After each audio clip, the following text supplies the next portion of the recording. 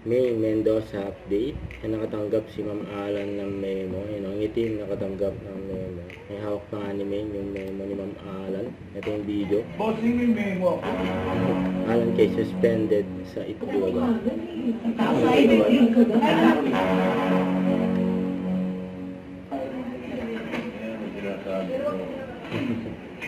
Mas boss.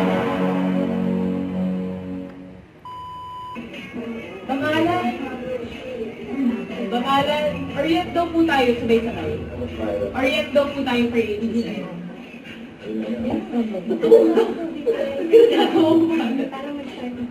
Ano na ako makagantay yung vlog? Orient na kuya, kakasa ka mo. Hindi ko makapagaling sa hindi makasya. Dressing room. So, pangyayari na, hindi ba sasama doon kayo? Yun o, memo.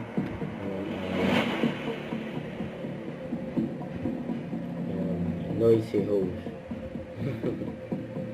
Ayan daw si Ma'am Alan.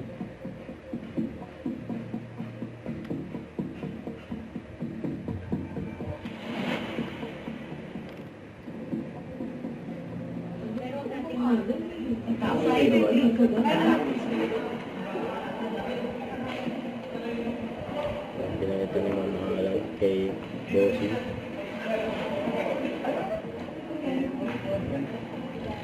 Bossing may memo ako.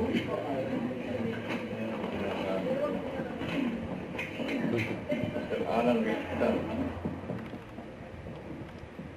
Bossy. Ayan si May. You only when I'm through, anywhere we may be, I will sing with you a song. Kanta si May na. Memorandum short formal notice regarding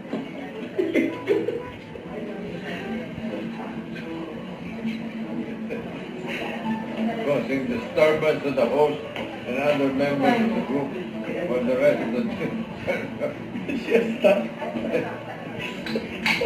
You can, at the time dyan, you can only sing in clouds. Mga buwisit.